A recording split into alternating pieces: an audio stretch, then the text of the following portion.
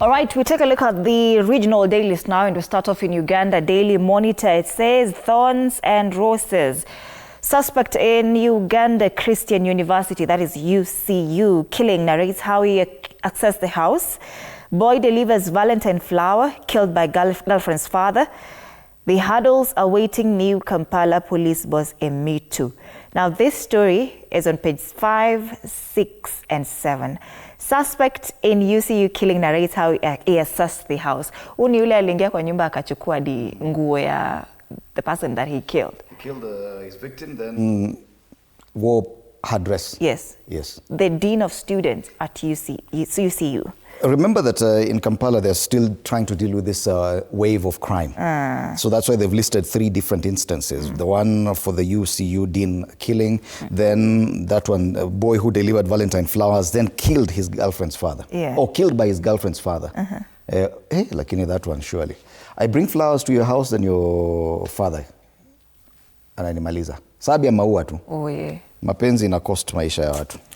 Anaitwa Hussein Daktaiweko is the key suspect in the killing of the UCU Director of Students Affairs. Anaitwa Pamela Tumwabazi. Other quick headlines: clergy task faithful on peace as Lent starts. Farmers abandon cotton growing. This is Uganda, and matters business as well. Why Nedbank is paying a premium for NCBA. Hawa ndio hii habari imewafikia kudelewa. On the top strip, opposition downplays yellow Nsibambi.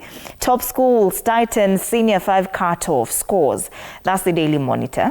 All right, still stay in Uganda. Matters education given prominence on the front page of the New Vision. Schools raise a senior 5 cut-offs. So point for science combinations tightened amid stiff competition. In Uganda wachezi na maswala ya elimu. Yes. So cut-off point inaendelea kipanda ya senior school. Senior 5. This is ukishamaliza form 4. Ile sasa ilikuwa inaitwa advanced level. Yes. A levels. Senior 5. Cut-off imepanda. The other story here, Christians mark Ash Wednesday. Of course, they kicked off yesterday the 40-day period of Lent. Also, the 30-day holy month of Ramadan started yesterday. So hapo ameiweka kwenye ukurasa wa mbele. Pale juu, UNEP does not discriminate against urban schools. That's the Ministry of Education in Uganda. So matters education given a lot of prominence in Uganda today. All right, we cross over to Bongo now, and we start off with gazeti la Mwananchi. VETA kutoa diploma ya house girl. Interesting. Itawawezesha kupata elimu ya utoaji huduma, malezi, ustahimilivu na ukarimu. Soko lao lazidi kuongezeka. I think this is very commendable. It is. This is very commendable. Oh wow, that for you to be a house help in Tanzania lazima ukuwe na diploma. Sasa unakuja, then you come for an interview with your potential employer. Yes. Most of you anakuja anaangalia performance yako. So ulipata diploma na wameandika hapo chini wewe ni mzuri, uko na tabia nzuri, you're good at as a nanny, you're good cook. Yeah. At least you have something, some qualification. Something to show. But that comes with the demands. That of course if I've qualified and I've gone to school, then ile maswala ya Pesa. Wage bill. Minimum wage bill. Then there's a demand as well. Yeah. But I think it's something very commendable. If this happens in Kenya, watu itabidi wametoboka mifuko. I think it should happen in Kenya as well, because these people also need qualifications. They do. Yeah. All right, that's the main headline on the front page of gazeti la Mwananchi. Utashi kisiasa kikwazo safari ya katiba mpya. Hadi ya CCM ni kwamba ndani ya siku 100 za mwanzo kupitia falsafa ya R4 kuendeleza mashauriano na wadau wa siasa, taasisi za kiraia na sekta binafsi kwa kuunda tume ya kuanzisha mazungumzo ya maridhiano na upatanishi na vilevile kuandaa mazingira ya kwanza mchakato wa katiba mpya. Habari hii iko katika ukurasa wa 5. Mchuano wa Lissu, mashahidi wa jamhuri, kesi ya uhaini inayomkabili mwenyekiti wa Chadema imezidi kunguruma katika mahakama kuu, ambapo mchuano kati yake na mashahidi inaendelea. Kuna wiki hii ile shahidi wake mwingine alienda kule akaruka kipetero kiesi. Sasa ni mashahidi wa serikali wanakuja. Yes. Oh yeah. Bye. Mwigulu amuru maofisa wamlipe mkandarasi shilingi milioni 2.8 ni habari nyingine tu katika ukurasa wa 2. Na kule juu, koti ilivyobariki aliyemteka mtoto kumuua anyongwe. That's Mwananchi. Still in the Bongo. In the Bongo. In Tanzania, the Citizen. Slow vehicle conversions cast doubt on CNG plans, despite significant investment in refueling stations and supporting facilities for compressed natural gas. Uptake among private motorists and commercial fleet operators has lagged, raising concerns over the commercial viability of further expansion. You know, the way we are so used to petrol stations. In fact, we call them petrol stations. Now, in Tanzania, they've opened what we call natural gas stations. Wow. But the problem is the number of vehicles that are still, their engines use petrol is the highest. So they have to convert all their engines to be able to use natural gas for this project to be viable. Hata wakikuja Kenya with the natural gas, I don't think it will work at this point. Yeah. Most of our vehicles either use diesel or petrol. So natural gas, you need a bit of conversion for that. Is it cheaper though? It depends on availability. In Tanzania, they have a lot of natural gas. Yeah. So if at all they're able to convert most of their cars to be able to use this, then it will be viable. But the problem is, who's taking up the cost of converting your car from petrol engine to natural gas? Okay. Another story, new diploma course for house helps in the offing. We've discussed that on the front page of Mwananchi. And we say this is something that we could copy even as Kenyans. Yes. Another story here, influence not optics, why gender parity requires design.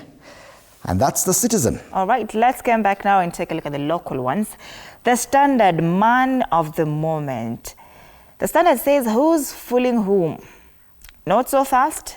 Before the ink had dried on the cooperation agreement between President William Ruto and Nairobi Governor Johnson Sakaja, a political backlash had already erupted. Critics are branding the 80 billion shillings pact a backdoor takeover disguised as a partnership. Senators, MPs, and civil society groups say the opaque deal sidelines the Senate and County Assembly, skirts public participation, and risks reviving the ghost of NMS.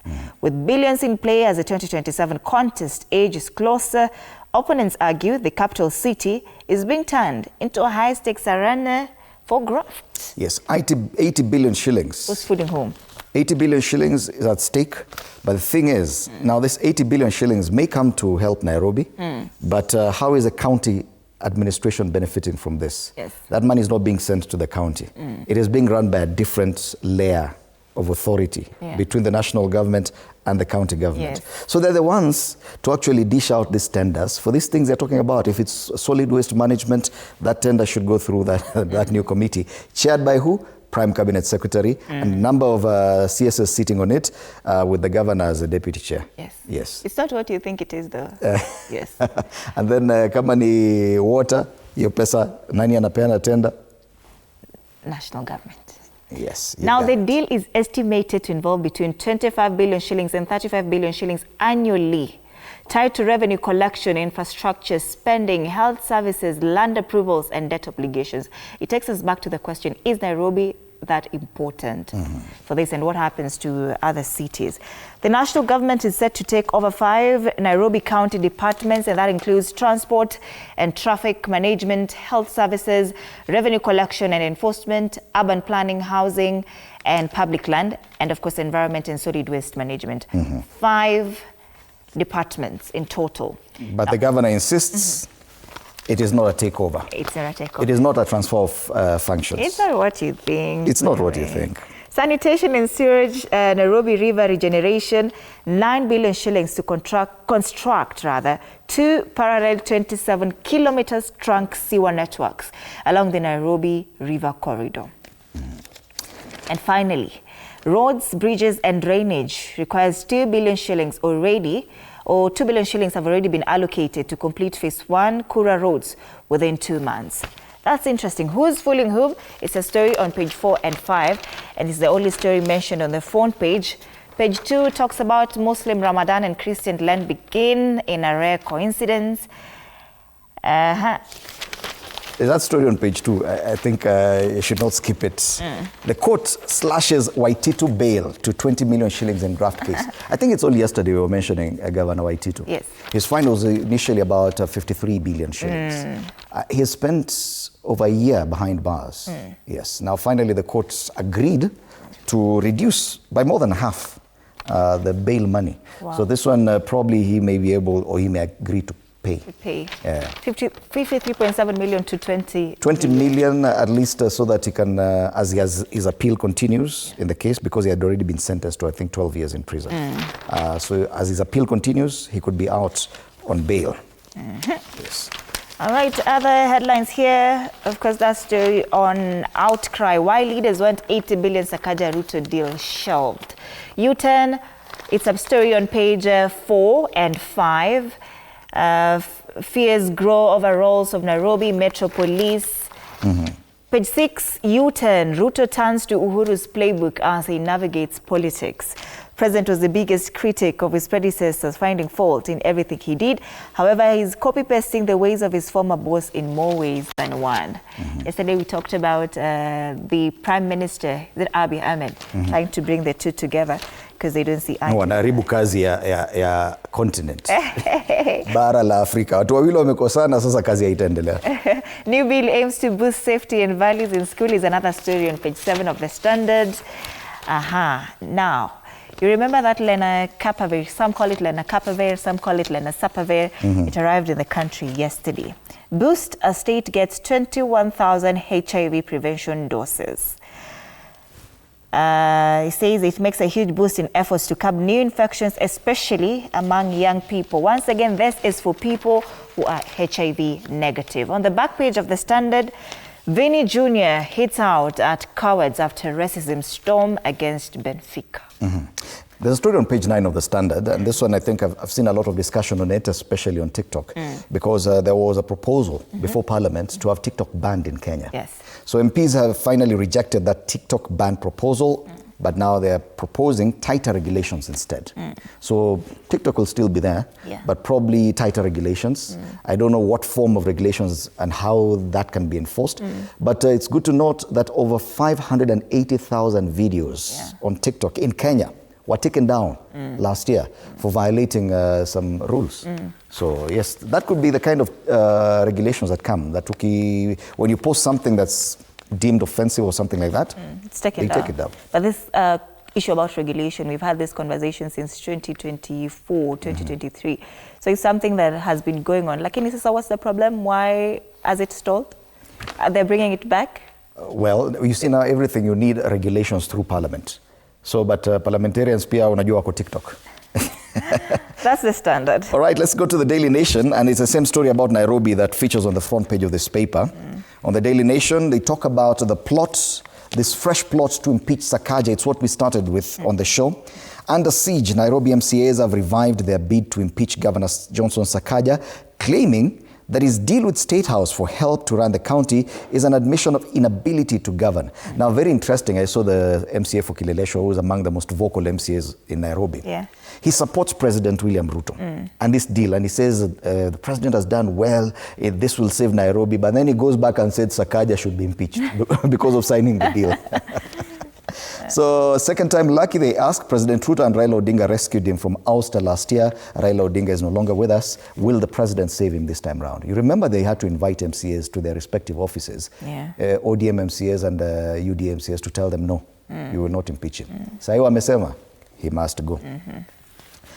There's an interesting story about CJ Martha Kome's book, Quoting Courage, and where she talks about the day Ida Odinga asked me to save Raila from Moi detention horror. These two have an interesting relationship. I think Ida Odinga was a teacher at Kenya High School when CJ Martha Kome was a student there. Oh, wow. So they do have a relationship there. Other stories given prominence on the front page: rogue police linked to crime. We've been talking about that. Vitamin A shortage puts children at risk of deadly infections. That's a story on page 8. Na pale juu, mulifikiria ni watu wachache. According to the NIS, 1,000 Kenyans are actually fighting in the Russian war. Versus Ukraine. We thought it's a few people. It's over 1,000 people. No, unknowingly. No, some of them knowingly. Some of them retired or were previously military officers in Kenya. They're actually opting to go to Russia to fight. Lakini kuna wale wajui, wanajipata tu. Kuna wengine wameenda huko kufanya kazi zingine, alafu unajipata huko vitani. All right, let's take a look at the Taifa Leo now. Uhuru wapanua kikosi ni habari katika ukurasa wa pili.